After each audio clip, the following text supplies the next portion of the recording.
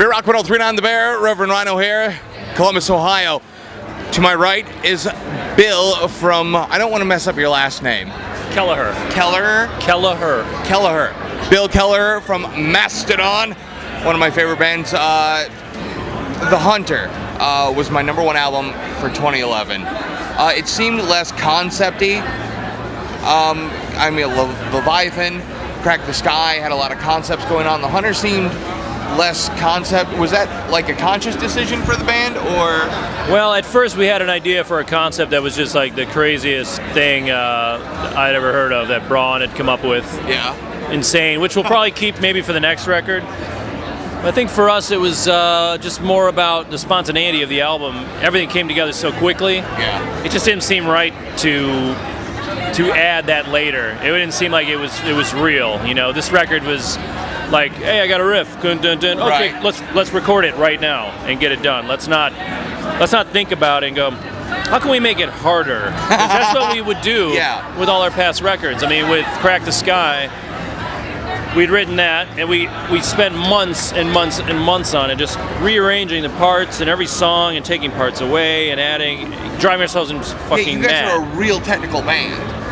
Yeah, somewhat. Yeah. You know, I mean, but it was work. Yeah. I mean, it was easy to record, but the writing process, even though all the riffs were there, we just weren't happy with the order. We changed stuff around so much. We had those like 15-minute songs.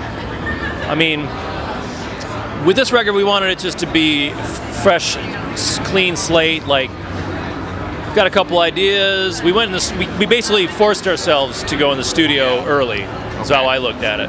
Because we had some ideas, and we booked a date because it was right before the European festival time.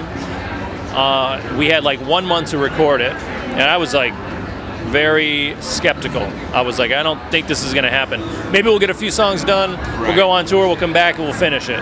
We got the entire record written and done in the studio within like 3 weeks to a month. It's a very phenomenal album. And I don't know how that happened. We just had all this bottled up creativity, I guess, that poured out. And you guys are really creative. I know you did the track for Aqua Teen Hunger Force's movie. Yep. Cut you up with a nollie knife. Yeah, that was really good.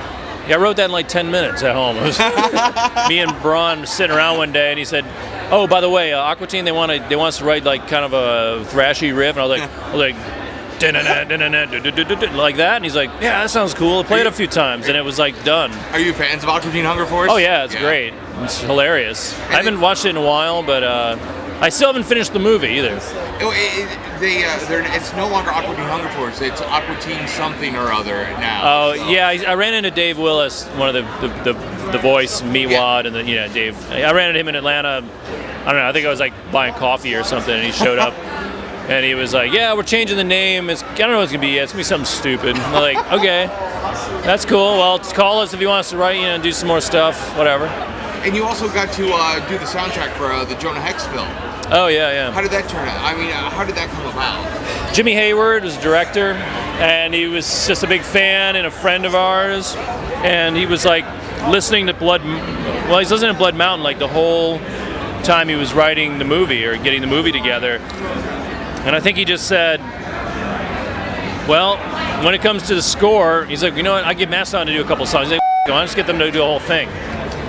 So he called us up, and we went out and we saw some clips of the movie, and we, he's like, he was really excited, and he said, yeah, you want to do this? And we said, yeah, we'll give it a shot. I mean, we don't have a lot of time between touring. Yeah.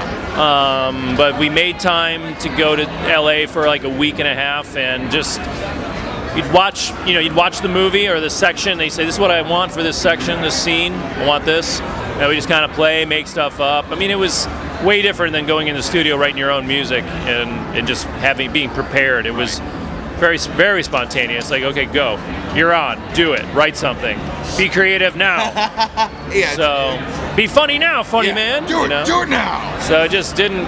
I don't know, but it worked out. Yeah. It was great. We wrote a lot more. We wrote so much stuff, and it all didn't make it. We wrote more stuff than he needed just so he could pick and choose. So. I know you guys are really you get involved with Record Store Day. Yeah. This past Record Store Day, you actually covered Feist. Mm-hmm. Feistodon. If it was Feistodon. Feist covered you guys. You covered Feist, and you also covered the Flaming Lips. for covers for you guys, how does that work? Do you just, play around in the studio? Or well, it's kind of like, somebody in the band will be like, hey, I really want to do, we've always wanted to do a covers album of everybody in the band picks like 1 or 2 songs of their, whatever they want. It could be Stevie Wonder, it could be Weezer, it could be the Pixies, it could be Feist, whatever. We've always wanted to do that. We've never really had the time to just do that, but these little things have come along. We've done the ZZ Top, we've done the Melvins, we've done Thin Lizzy, we've done Metallica.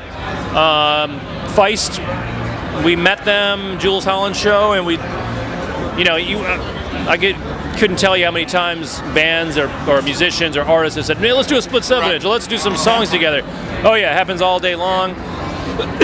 But it's never really come to fruition, except when Troy said it like on TV, on some interview he did. He's like, yeah, we're doing it. And we're like, okay, well now we kind of got to do it. So we made it happen with Feist. Yeah. The Flaming Lips thing was kind of part of Warner Brothers, were label mates, and they wanted us to do that. That was kind of like what we did with the Thin Lizzy cover song too. It was like a newer band covers an older band, but this one was just kind of a current artist covers a current artist, and we said, oh, Flaming Lips, we could do that. We love Flaming Lips. I mean, they're a great band. I appreciate your time today, man. I know because we got the time signal. Yeah, I saw that. Thank you so much. Yeah, man. Thanks for your What's the summer going to be like for Mastodon? We're leaving for Europe tomorrow morning for the summer. Wow. Yeah. A bunch of festivals, Metallica festival dates. Sonospheres.